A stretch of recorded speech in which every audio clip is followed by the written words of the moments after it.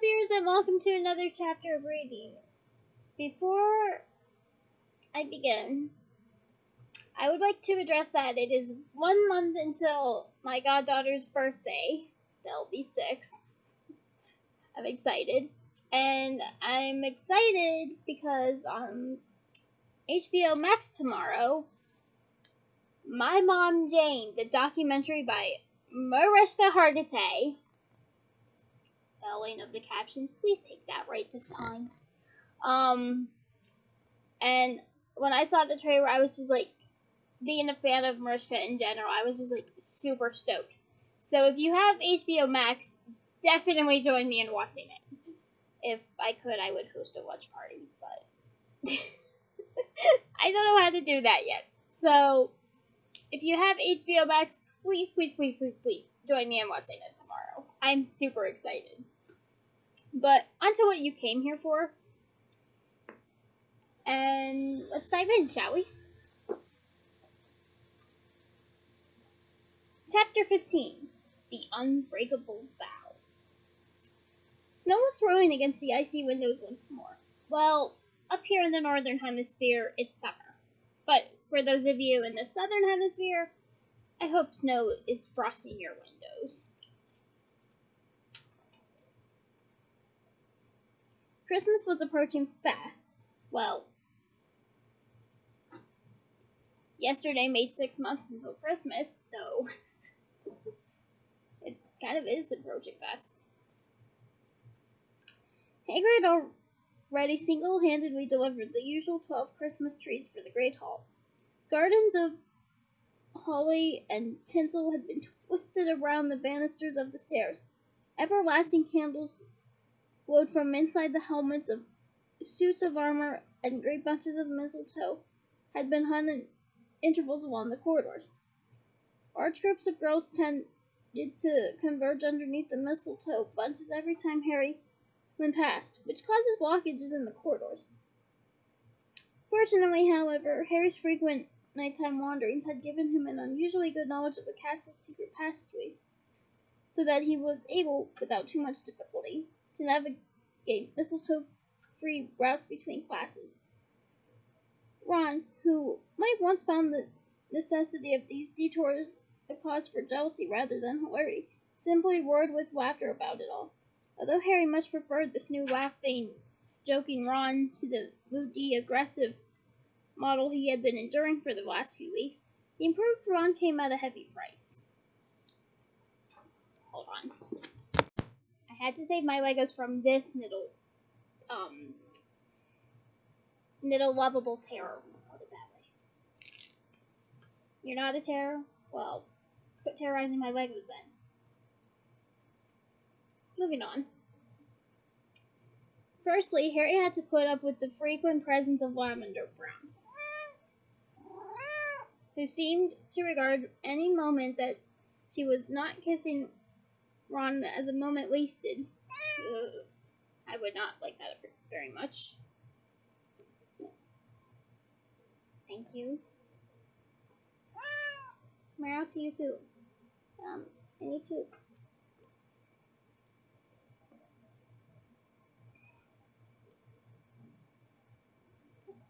It's Prisoner of Azkaban all over again. She's on the book and I can't read. Can I have my book back, please?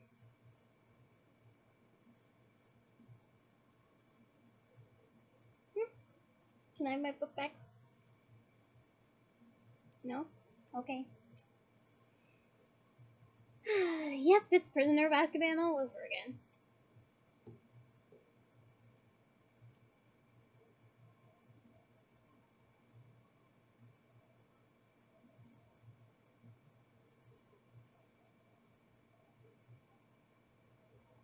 I'll just scratch your ear since you're on my book.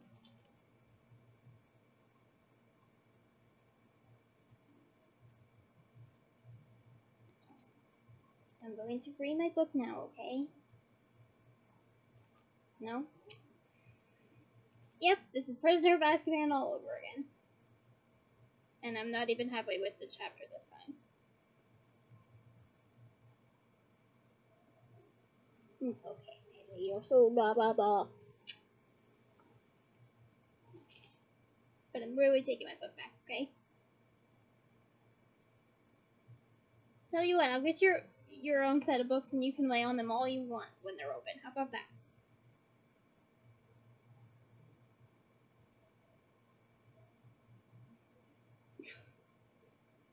You are stubborn, I'll give you that.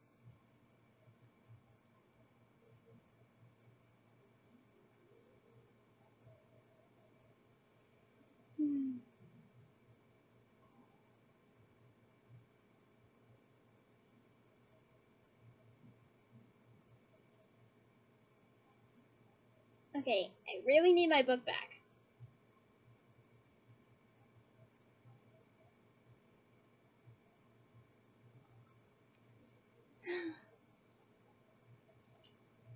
She's not budging. Just like Prisoner of Azkaban.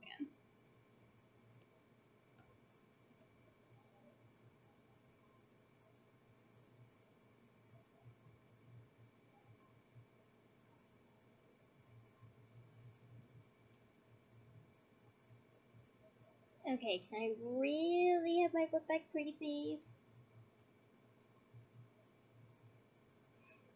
She's not moving.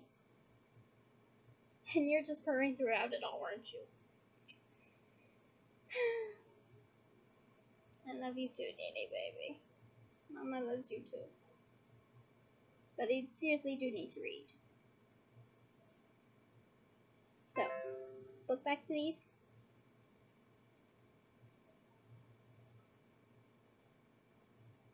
I know you love the book. I love Potter too, but I need it to read. Prisoner of Azkaban all over again.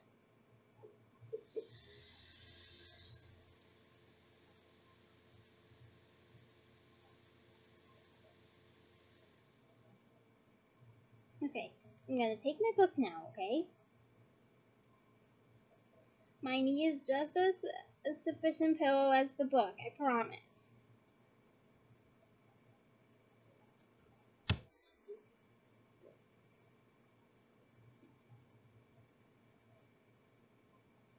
Got it. Now, be a good girl. Lay on my lap.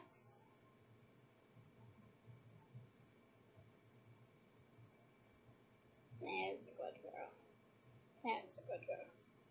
Yeah, you're a good girl. You're a good girl. Now, let's continue, shall we?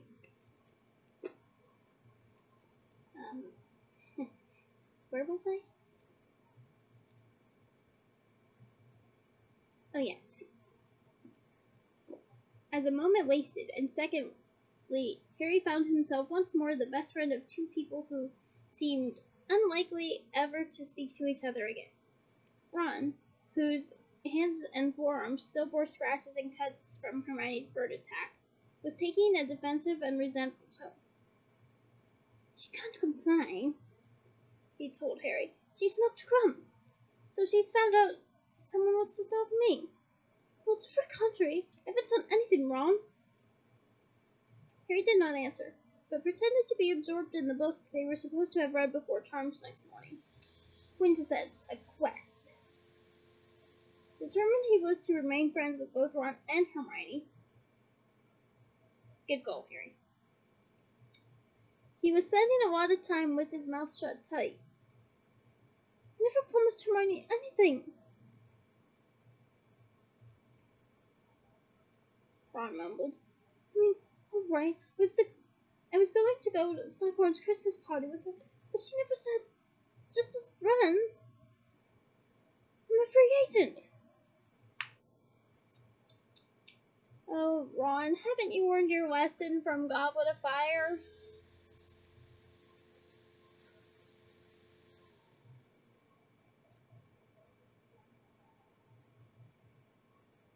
Harry turned a page of Quintessence, aware that Ron was watching him. Ron's voice tailed away in mutters, barely audible over the wild crackling of the fire, though Harry thought he caught the words crumb and can't complain again.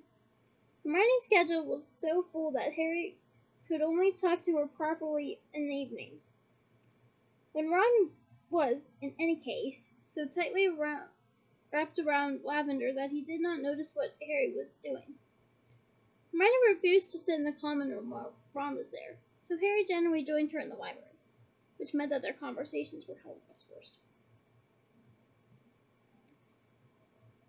"He's at perfect liberty to kiss whomever he likes," said Hermione while the librarian, Madame Pince, prowled behind the shelves behind them. "Really couldn't care less." She raised her quill. Wow, that changed the mood. She raised her quill and dotted an eye so ferociously that she punctured a hole in her parchment. Oof. Well, I guess there's your dotted eye. Harry said nothing. He thought his voice might soon vanish from lack of use. He bent a little lower over advanced potion making and continued to make notes on everlasting elixirs, occasionally pausing to decipher the prince's useful additions to Libatus Forge's text. "And incidentally," said Hermione after a few moments, "you need to be careful." "For the last time," said Harry, speaking in a slightly hoarse whisper after 3/4 of an hour of silence. Yeah, that kind of would make you a little hoarse. I once meowed consistently for an hour and my voice was a little hoarse after. So it can go both ways. "I am not giving back this book. I've learned more from the Half-Blood Prince than Snape or Slughorn have taught me in." Oh, the irony is rich here, and I can't share it because it's a future chapter. But advanced Potterheads, you know exactly why this irony is hilarious.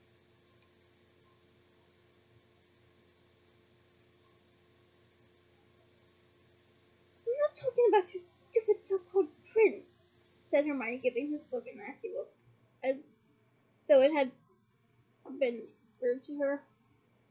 "We're talking about earlier. I went into the girls' bathroom just before I came in here.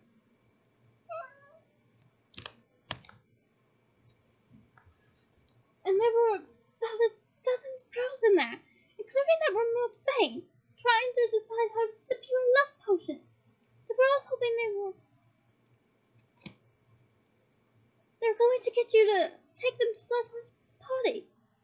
And they all seem to have bought Fred and George's love potions, which I'm afraid to say probably work."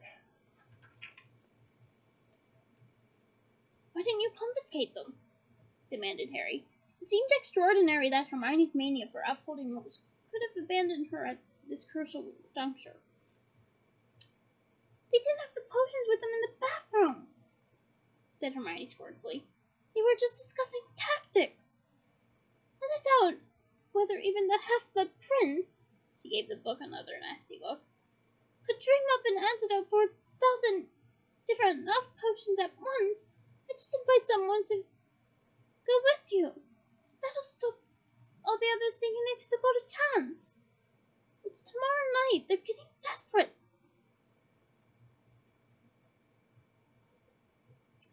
"There isn't anyone I want to invite," mumbled Harry, who was still trying not to think about Ginny any more than he could help, despite the fact that she kept cropping up in his dreams in ways that made him devoutly thankful that Ron could not perform legitimacy.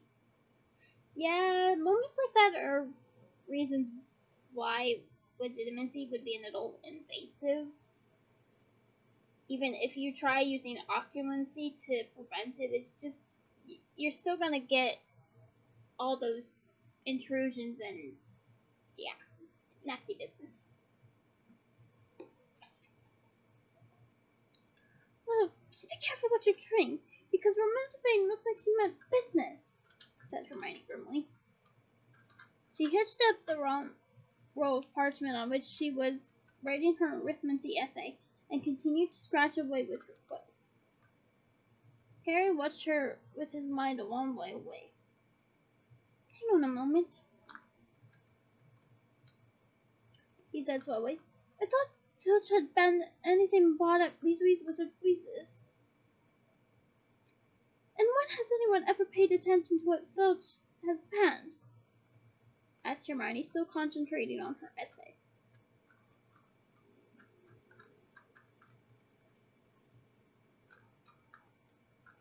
But I thought all the owls were being searched. So how come these girls are able to bring enough potions into school? Fred and George sent them disguised as perfumes and cough potions, said Hermione. It's part of their owl order service. You know a lot about it. Hermione gave him the kind of nasty look she had just given his copy of Advanced Potion Making.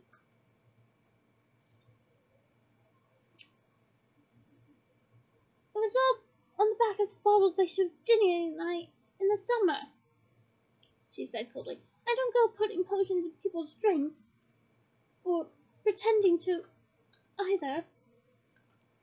It's just as bad. Yeah, well, never mind that, said Harry quickly. The point is, Filch is being fooled, isn't he? These girls are getting stuff into the school disguised as something else. So why couldn't Malfoy have brought the necklace into the school? Oh, Harry, not that again. Come on, why not? Demanded Harry. Look, sighed Hermione. Secrecy sensors detect jinxes, curses, and concealment charms, don't they? They're used to find dark magic and dark objects. They'd have picked up a powerful curse, like the one on that necklace, within seconds.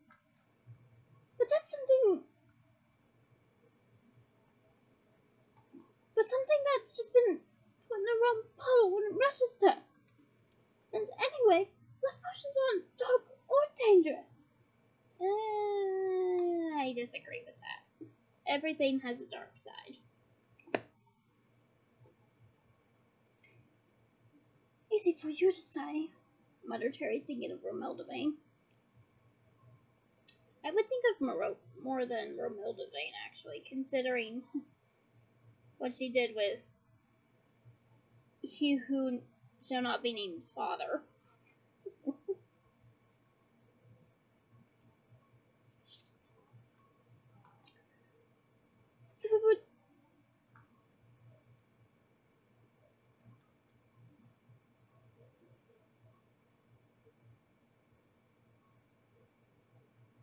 So it would be down to Filch to realize it wasn't a cough potion, and he's not a very good wizard. I doubt he can tell one potion from, well, he's technically not a wizard. He's a squib, which is a child born from magical parents but has no magical ability themselves. I kind of feel bad for him that way, though.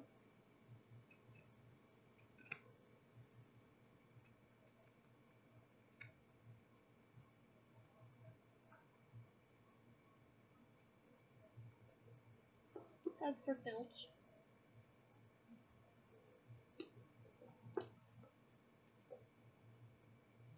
Moving forth, Hermione stopped dead. Harry heard it too. Somebody had moved, posed behind them among the dark bookshelves.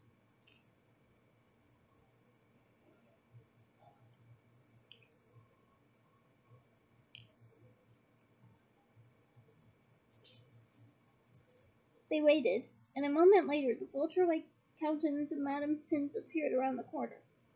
Her sunken cheeks, her skin like parchment, and her long hooked nose illuminated unflatteringly by the lamp she was carrying.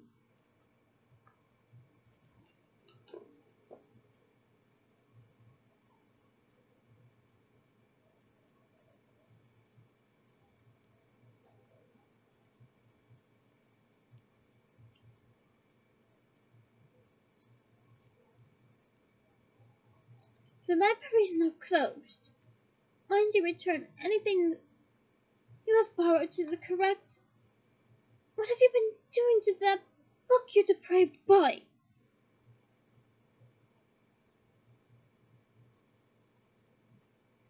isn't the library's. It's mine, said Harry hastily, snatching his copy of Advanced Potion Making off the table as she lunged at it with a claw-like hand. Despoiled, she hissed. Desecrated, befouled! And I honestly share her view on this, because books already have words. They don't need additional commentary. I mean, reading them, I obviously make this commentary for you guys, but that's different. I verbally say it. I don't write it on the pages. You know? It's just a book that's been written on, said Harry, tugging it out of her grip. She looked as though she might have a seizure. Hermione, who had hastily packed her things, grabbed Harry by the arm and Frog marched him away. She'll ban you from the library if you're not careful. Why did you have to bring that stupid book? It's not my fault she's walking mad, Hermione. Or did you think she overheard you being read about Filch? I always thought there might be something going on between them. Oh, ha ha.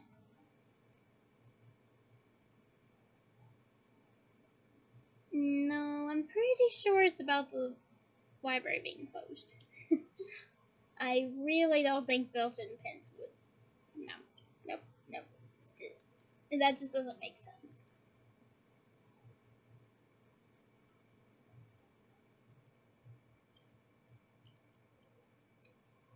Enjoying the fact that they could speak normally again, they made their way along the deserted lamplight corridors back to the common room, arguing about whether or not Filch and Madame Pence were secretly in love with each other. Oh, it's a losing battle, Harry. It's a losing battle. Bubbles, said Harry to the fat lady, this being the new festive password. Same to you, said the fat lady with a roguish grin, and she swung forward to admit them. Hi, Harry.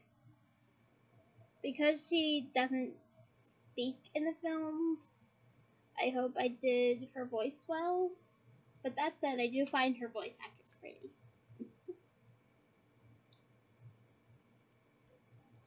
Said Romelda the moment he had climbed through the portrait hole. Fancy a gilly water? Gilly water is delicious. I had a bottle of it while at Universal, and it was so good. I even brought home the bottle to take home as a souvenir to keep reusing it for water. I recommend you do the same if you do go to Universal.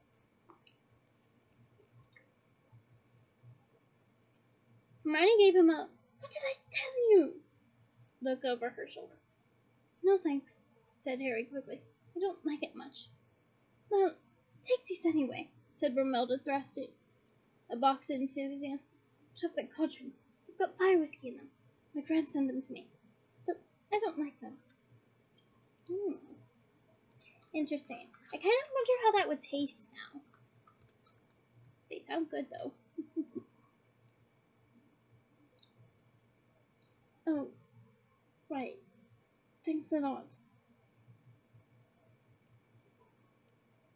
said Harry, who could not think what else to say.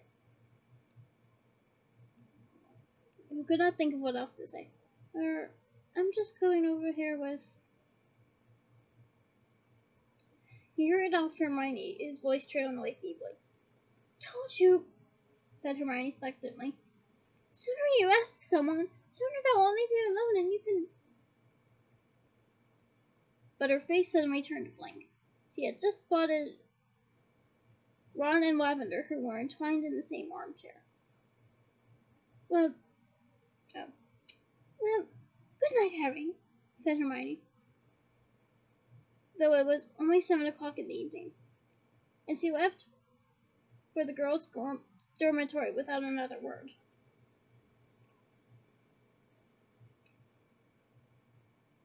Harry went to bed, comforting himself that there was only one more day of lessons to struggle through, plus Slughorn's party, after which he and Ron would depart together for the Burrow. It now seemed impossible that Ron and Hermione would make up for each other before the holidays began. But perhaps somehow the break would give them time to calm down, think better of their behavior. But his hopes were not high, and they sank still lower after enduring a transfiguration with them both next day. They had just embarked upon the immensely difficult topic of human transfiguration, working in front of mirrors. They were supposed to be changing the color of their own eyebrows. If I could change my eyebrow color, I think I would make it I would either make them platinum blonde or an ombre with mint green and lavender if I wanted something exotic. I think that would be very beautiful. What would you change the color of your eyebrows to? Let me know in the comments. Hermione laughed unkindly at Ron's disastrous first attempt, during which he somehow managed to give himself a spectacular handlebar mustache. Oh, I would have loved to see that mustache in the films. Now I wonder how well it turned out. Ron retaliated by doing a cruel but accurate impression of Hermione jumping up and down in her seat every time Professor McGonagall asked a question, which Lavender and Parvati found deeply amusing. Aww. And which reduced Hermione on the verge of tears again. Hugs for Hermione.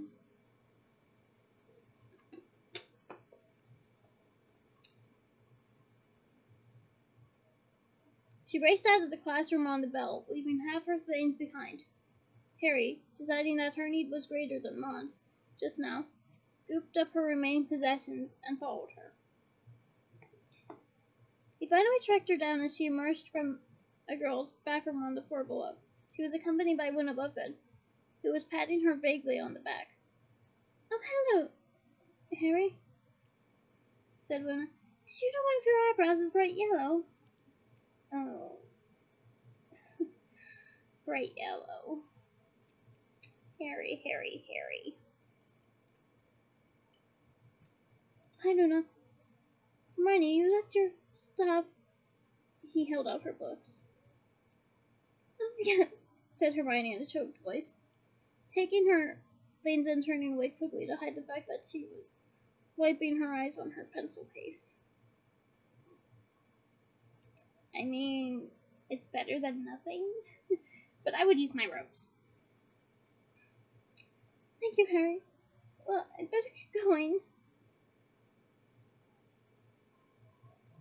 And she hurried off without giving Harry any time to offer words of comfort, though admittedly he could not think of any. "She's a bit upset," said Luna. "I thought at first it was Moaning Myrtle and that, but it turned out to be Hermione. She said something about that Ron Weasley." "Yeah, they've had a row," said Harry. "He says very funny things sometimes, doesn't he?" said Luna as they set off down the corridor together. "But he can be a bit unkind. I noticed that last year."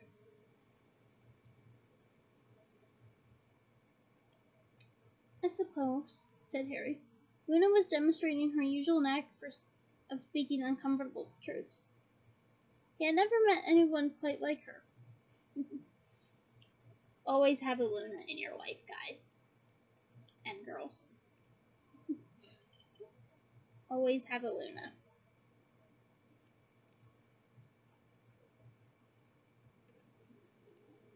"So, have you had a good term?" "Oh, it's been alright," said Luna. "A bit lonely without the TA. Ginny's been nice, though. She stopped 2 boys in our transfiguration class calling me Loony the other day. How would you like to come to Slughorn's party with me tonight?" The words were out of Harry's mouth before he could stop them. He heard himself say them as though it were a stranger speaking.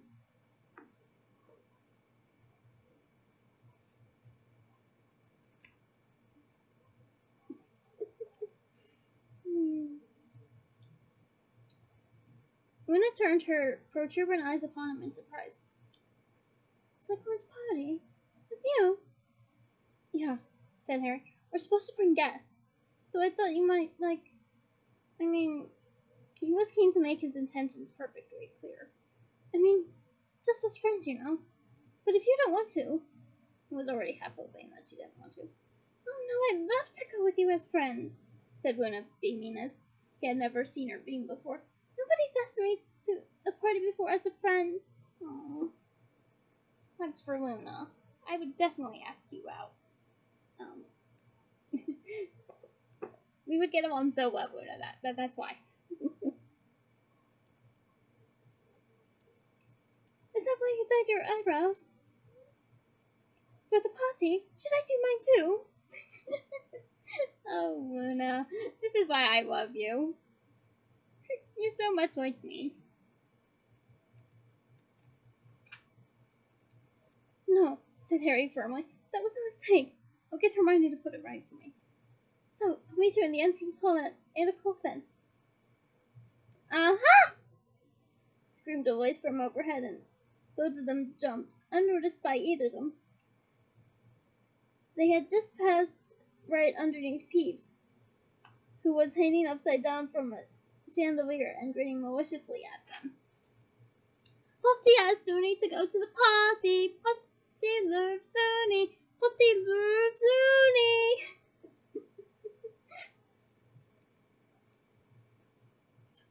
And he seemed awake, cackling and shrieking, Potty loves Looney! Nice to keep these things private, said Harry.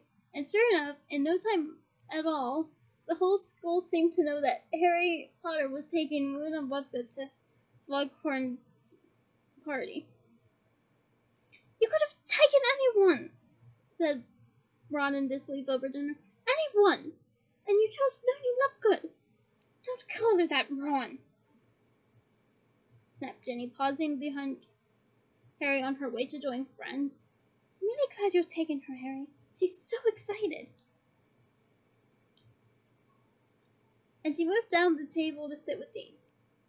Harry tried to feel pleased that Jenny was glad he was taking Luna to the party, but he could not quite manage it. A long way around the table, Hermione was sitting alone, playing with her stew. What kind? The most common kind I know is beef, so I guess we'll go with beef stew. Harry noticed Ron looking at her furtively. You could say sorry, suggested Harry bluntly. What, and get attacked by another flock of canaries? Muttered Ron. What did you have to imitate her for? She left out my mustache! So did I. It was the stupidest thing I've ever seen. But Ron did not seem to have heard. Lavender had just arrived with Parvati. Squeezing herself in between Harry and Ron, Lavender flung her arms around Ron's neck. Hi, Harry, said Parvati, who, like him, looked faintly embarrassed and bored by the behavior of their two friends. Hi, said Harry. How are you? You're staying at Hogwarts? I heard your parents wanted you to leave. I managed to talk them out of it for the time being, said Parvati. That Katie thing really freaked them out. But as there hasn't been anything since... Oh, hi, Hermione. Parvati positively beamed. Harry could tell that she was feeling guilty for having laughed at Hermione in Transfiguration. He looked around and saw that Hermione was beaming back, if possible, even more brightly. Girls were very strange sometimes.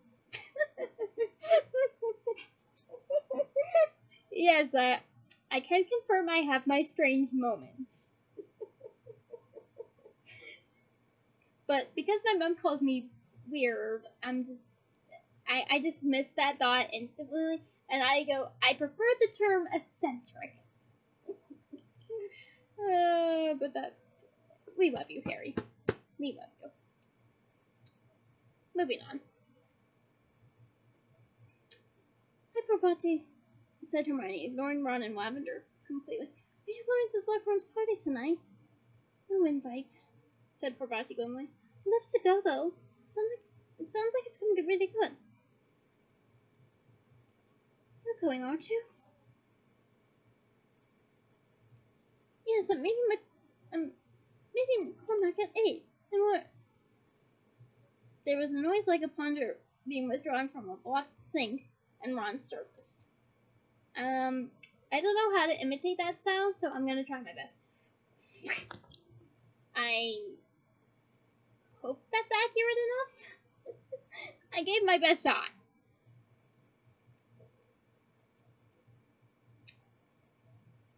Hermione acted as though she had not seen or heard anything. We're going up to the party together. Cormac, said Parvati. Cormac McLaggen, you mean? That's right, said Hermione sweetly.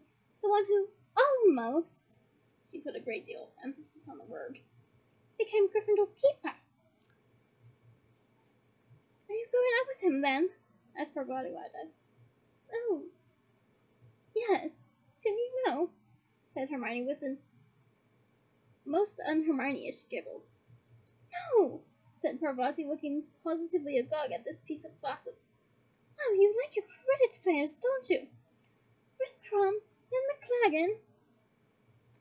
I like really good Quidditch players, Hermione corrected her, still smiling.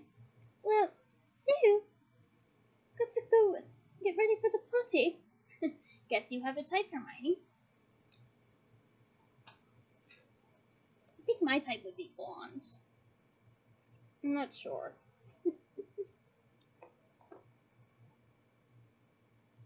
She left. At once, Lavender and Parvati put their heads together to discuss this new development. With everything they had ever heard about McLaggen, and all they had ever guessed about Hermione, Ron looked strangely blank and said nothing. Harry was left to ponder in silence the depths to which the girls would sink to get revenge.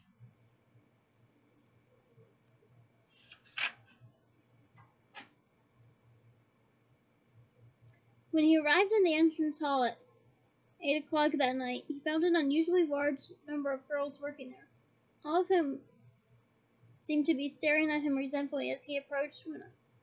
She was wearing a set of spangled silver robes that were attracting a certain amount of giggles from the onlookers.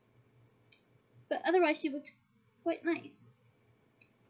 I love the dress Ivanovich wore in the film. Can I get a replica of it, please?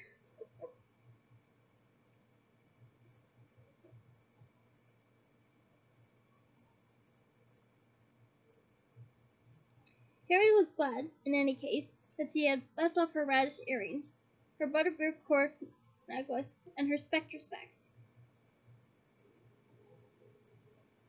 Hi, he said. Shall we get going, then? Oh, yes, she said happily. Where's the party? Slughorn's office, said Harry, leading her up the marble staircase away from all the staring and muttering. Did you hear? There's supposed to be a vampire coming. Rufus Scrimgeour? Asked Luna. What? Said Harry disconcerted. You mean the Minister of Magic? Yes, he's a vampire, said Luna matter-of-factly. Mother wrote a very long article about it when Scrimgeour first took over from Cornelius Finch, but he was forced not to publish by somebody from the Ministry. Obviously, they didn't want the truth to get out. Harry, who thought it was most unlikely that Rufus Scrimgeour was a vampire, but who was used to Luna repeating her father's bizarre views as though they were fact, did not reply. They were already approaching Slughorn's office, and the sounds of laughter, music, and loud conversation were growing louder with every step they took. Oh. Even if it's with somebody I know, I would still have an anxiety and autistic meltdown. It's just, nope, not my ideal scene.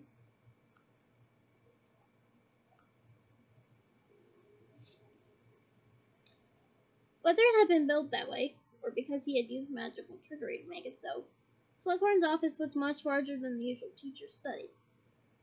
The ceiling and walls had been draped with emerald, crimson, and gold hangings, so that it looked as though they were all inside a vast tent. The room was crowded, stuffy, and bathed in the red light cast by an ornate golden lamp, dangling from the center of the ceiling, in which real fairies were fluttering, each a brilliant speck of light. Loud singing, accompanied by what sounded like mandolins, issued from a distant corner. A haze of pipe smoke hung over several elderly warlocks, deep in conversation, and a number of house elves were negotiating their way squeakily through the forest of knees, obscured by the heavy silver platters of food they were bearing, so that they looked like little roving tables. "Harry, my boy!" boomed Slughorn, almost as soon as Harry and Luna had squeezed in through the door. Come in, come in! So many people I'd like you to meet!" Slughorn was wearing a tasseled velvet hat to match his smoking jacket. Gripping Harry's arm so tightly he might have been hoping to disapparate with him, Slughorn led him purposefully into the party. Harry seized Luna's hand and dragged her along with him. "Harry, I'd like you to meet Eldred Warple, an old student of mine, other of blood brothers, my life amongst the vampires, and, of course, his friend Sanguini." Warple, who was a small, stout, bespectacled man, grabbed Harry's hand and shook it enthusiastically. The vampire Sanguini, who was tall and emaciated with dark shadows under his eyes, merely nodded. He looked rather bored. A gaggle of girls was standing close to him, looking curious and excited. I don't believe we meet him in the films, so I'm gonna do his voice as I imagine it, like I did with Winky in Goblet of Fire. I hope you like it. "Harry Potter, I am simply delighted," said Warple, peering short-sightedly up to Harry's face. "I was saying to Professor Slughorn only the other day, where is the biography of Harry Potter for which we have all been waiting?" I would count the series a biography, if you want to take that route.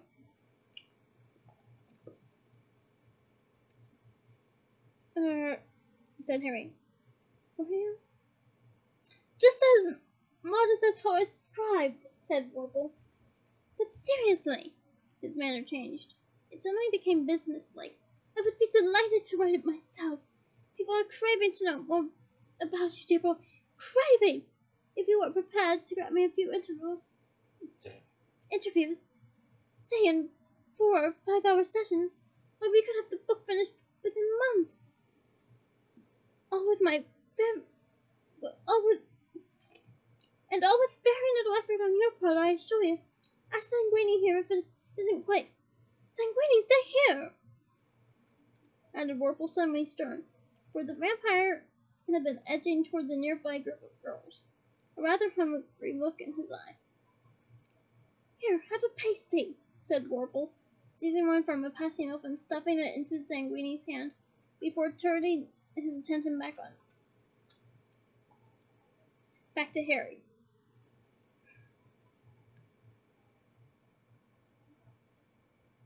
"My dear boy, the gold you can make, you have no idea." "I'm definitely not interested," said Harry firmly.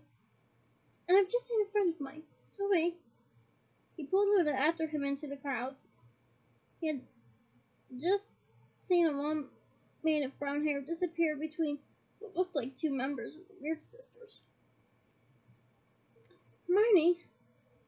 Hermione! Harry! There you are, thank goodness. "Hi, Luna."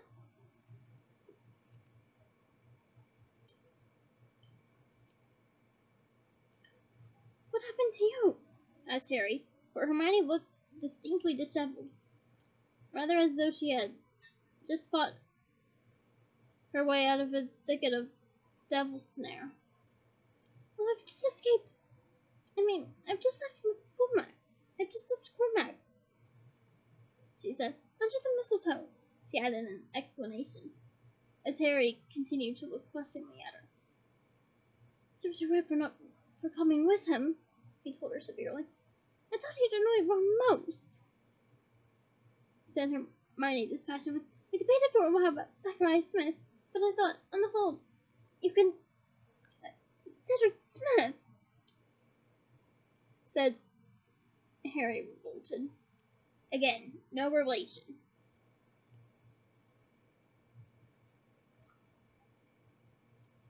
Yes, I did, and I'm starting to wish I'd chosen him.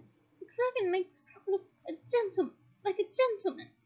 Let's go this way, and be able to see him coming. He's so tall.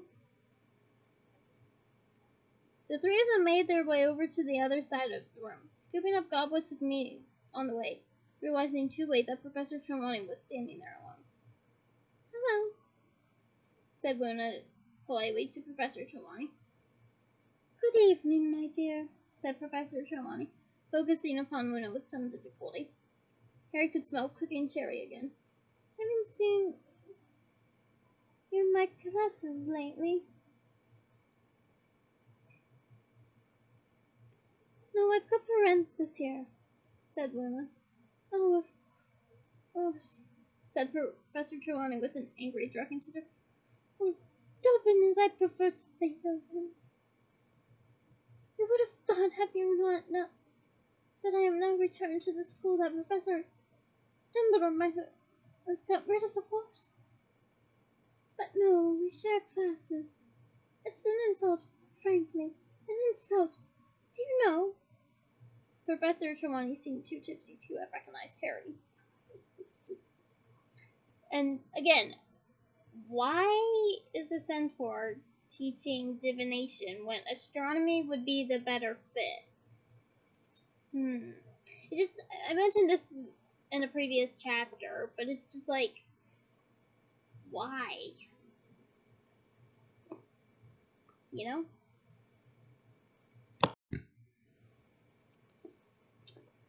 Under cover of her furious criticisms of friends, Harry drew closer to Hermione and said, Let's get something straight. Are you planning to tell Ron that you're interested in keep a tryout? Hermione raised her eyebrows. Do you really think I'd stoop that low?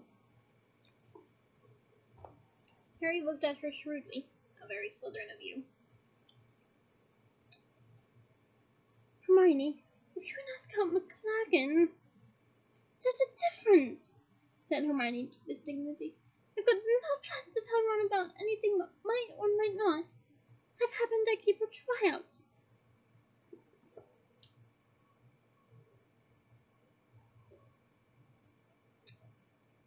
Good, said Harry fervently, because it'll just fall apart again, and we'll lose the next match. Quidditch, said Hermione angrily. Is that all you boys care about?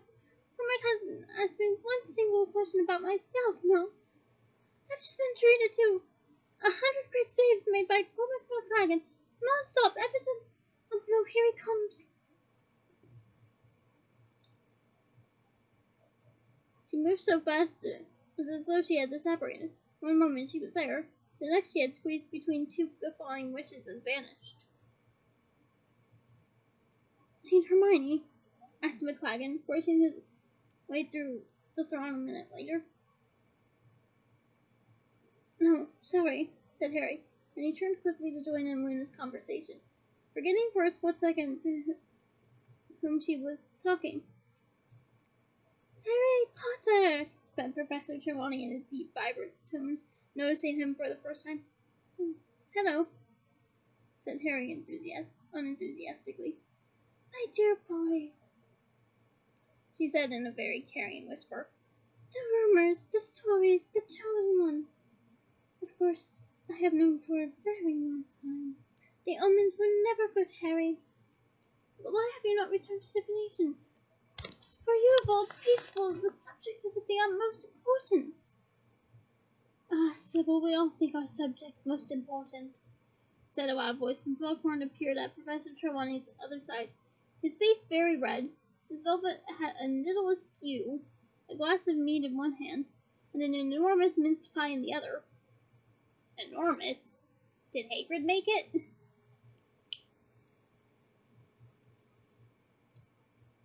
But I don't think I've ever known such a natural at potions, said Slughorn, regarding Harry with a fond and bloodshot eye.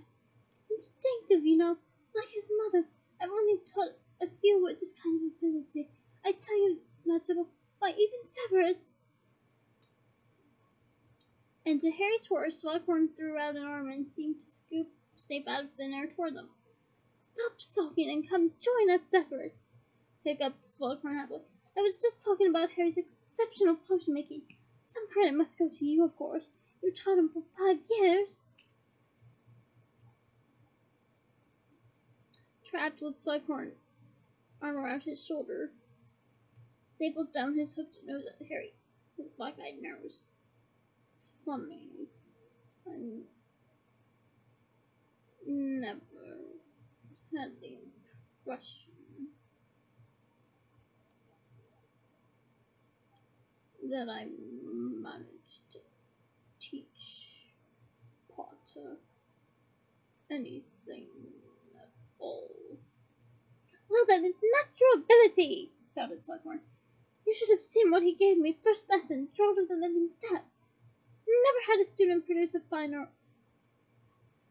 on a first attempt. I don't think even you, Severus. Really? Said Snape quietly, his eyes still boring into Harry, who felt a certain disquiet. The last thing he wanted was for Snape to start investigating the source of his newfound brilliance at potions. Remind me what other subjects you're taking, Harry, asked Slughorn. Defense against the dark arts, charms, transfiguration, herbology.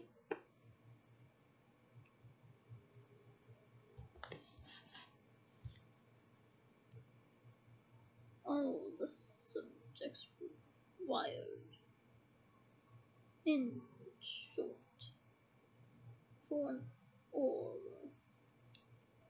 said Snape with the faintest sneer.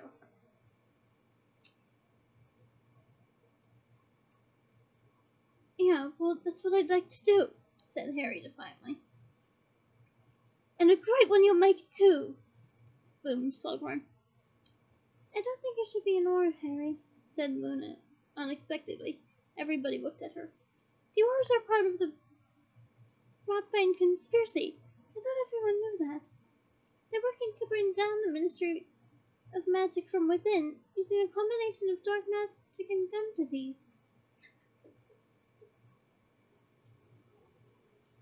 Harry inhaled half his meat up his nose as he started to laugh.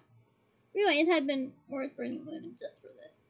Emerging from his goblet, coughing, sopping wet, but still grinning, he saw something calculated to raise his spirits even higher. Draco Malfoy being dragged by the ear toward them by Argus Filch.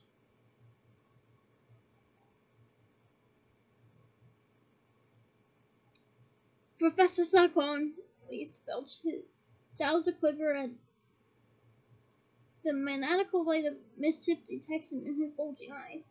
I discovered this boy lurking in an upstairs corridor. He claims to have been invited to your party and to have been delayed in settling out. Did you issue him with an invitation? Malfoy pulled himself free of Filch's grip, looking furious. Oh, right, I wasn't invited, he said angrily. I was trying to gatecrash. Happy? No, I'm not, said Filch, a statement at complete odds with the glee on his face. You're in trouble, you are. Didn't the headmaster say that nighttime prowling's out unless you got permission? Didn't he, Oh, that's all right, August, that's all right, said Slughorn, waving a hand. It's Christmas, and it's not a crime to want to come to a party. Just this once will forget any punishment. You may stay, Draco. Filch's expression of outraged disappointment was perfectly predictable. But why? Harry wondered. Watching him, did Malfoy look almost unequally happy? And why was Snape looking at Malfoy as though both angry and, was it possible, a little afraid? But almost almost before Harry had registered what he had seen, Filch had turned and shuffled away, muttering under his breath. Malfoy had composed his face into a smile, and was thanking Slughorn for his generosity, and Snape's face was smoothly inscrutable again. "It's nothing, nothing," said Slughorn, waving away Malfoy's thanks. "I did know your grandfather, after all." "He always spoke very highly of you, sir," said Malfoy quickly. "Said you were the best potion maker he'd ever known." Harry stared at Malfoy. It was not the sucking up that intrigued him. He had watched Malfoy do that to Snape for a long time. It was the fact that Malfoy did, after all, look at it well. This was the first time he had seen Malfoy close up for ages. He saw that Malfoy had dark shadows under his eyes, and a distinctly grayish tinge to his skin. "I'd like a word with you, Draco," said Snape suddenly. "Oh, no, Severus," said Slughorn, hiccuping again. "It's Christmas. Don't be too hard."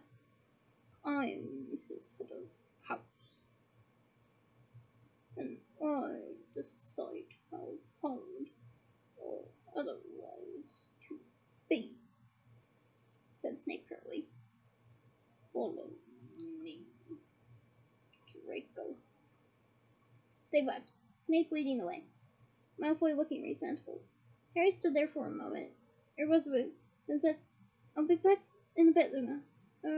Bathroom." "All right," she said cheerfully, and he thought he heard her as he hurried off into the crowd, resume the subject of the Rot Fang conspiracy with Professor Trelawney, who seemed sincerely interested. It was easy once out of the party to pull his invisible cloak out of his pocket and throw it over himself, for the corridor was quite deserted. What was more difficult was finding Snape and Malfoy. Harry ran down the corridor, the noise of his feet masked by the music and loud talk still issuing from Slughorn's office behind him. Perhaps Snape had taken Malfoy to his office in the dungeons, or perhaps he was escorting him back to the Slughorn common room. Harry pressed his ear against door after door as he dashed down the corridor, until, with a great jolt of excitement, he crouched down to the keyhole of the last classroom in the corridor and heard voices. "Cannot afford mistakes, Draco. Because if you are expelled, it doesn't have anything to do with it, all right? I hope you are telling the truth."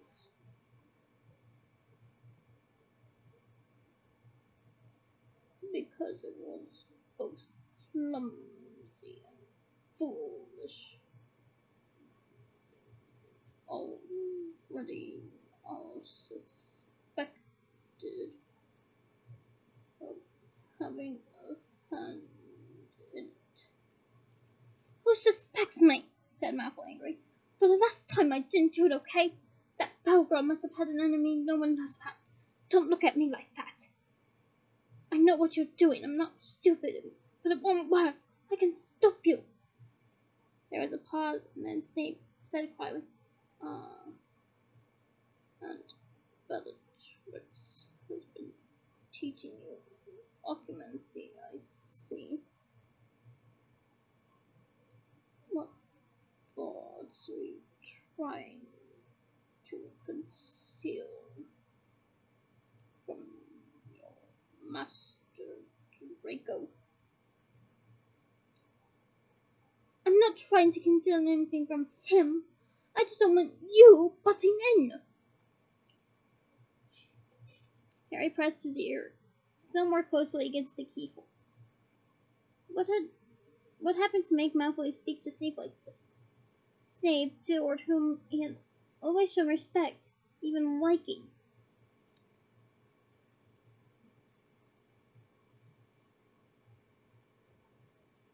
"So that's why you've avoiding me this time. You have feared my interference. You realize that had anybody else failed to come to my office when I had told them repeatedly to be there, Draco. So put me in detention, report me to Dumbledore, jeered Malfoy. There was another pause. Then Snape said, "No, perfectly well, that I do not wish to do either of those things." "You'd better stop telling me to come to your office then." "Listen to me," said Snape, his voice so low now that Harry had to push his ear very hard against the keyhole to hear. "I am trying to help you.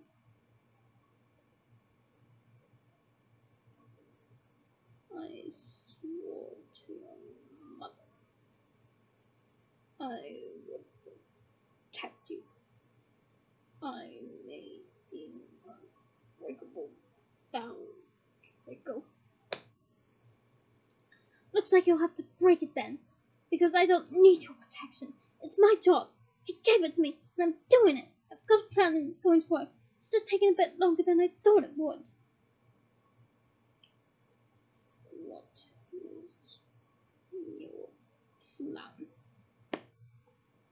"It's none of your business." "You tell me what you are trying to do. I can assist you." "I've got all the assistance I need, thanks. I'm not alone." "You were certainly alone tonight, which was foolish in the extreme. Wandering the corridors without lookouts or backup. These are elementary mistakes. I could have had Crab and Goyle with me if you hadn't put them in detention." "Keep your voice down," spat Snape, for Malfoy's voice had risen excitedly. "If your friends Crab and Goyle intend to pass their defense against the dark arts owl this time around, they will need to work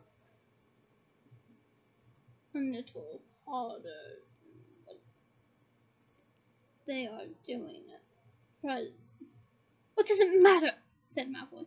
"Defense against the dark arts. It's not just a joke, isn't it?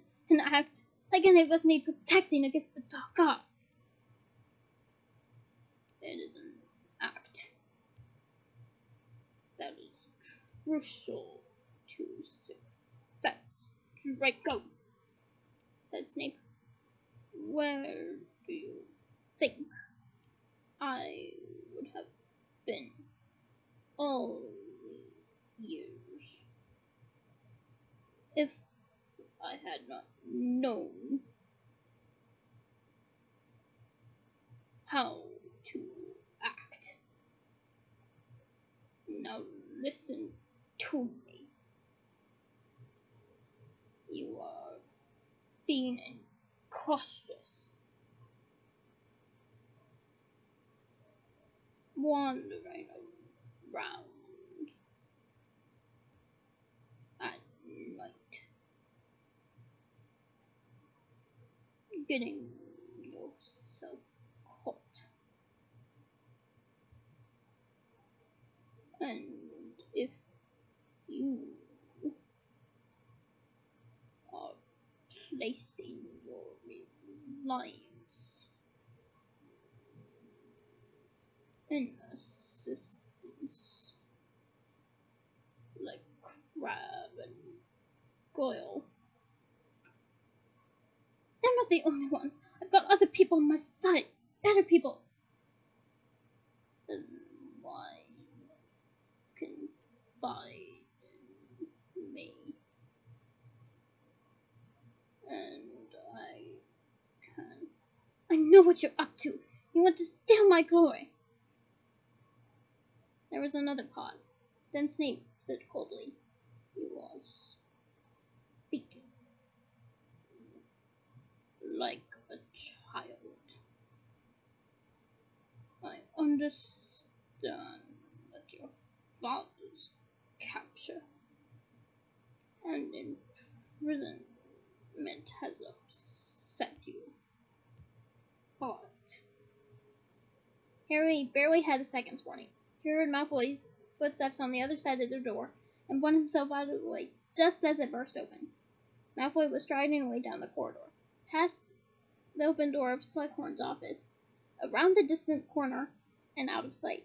Hardly daring to breathe, Harry remained crouched down as Snape emerged slowly from the classroom. His expression unfathomable, he returned to the party. Harry remained on the floor, hidden beneath the cloak, his mind racing. And that is the end of this very long chapter. Thank you for enjoying it with me. Join me next week for chapter 16, A Very Frosty Christmas. And because I'm watching the documentary, I will share my thoughts on it then. If you do watch it with me, we can exchange thoughts together. I'm going to have fun watching it. Mariska Hargitay is just one of the most beautiful people on this planet, and she does such a wonderful job with everything she does, whether it be portraying Olivia Benson in SVU or helping survivors and victims with the Joyful Heart Foundation. She's just brilliant, and I look forward to watching this documentary. So join me next week.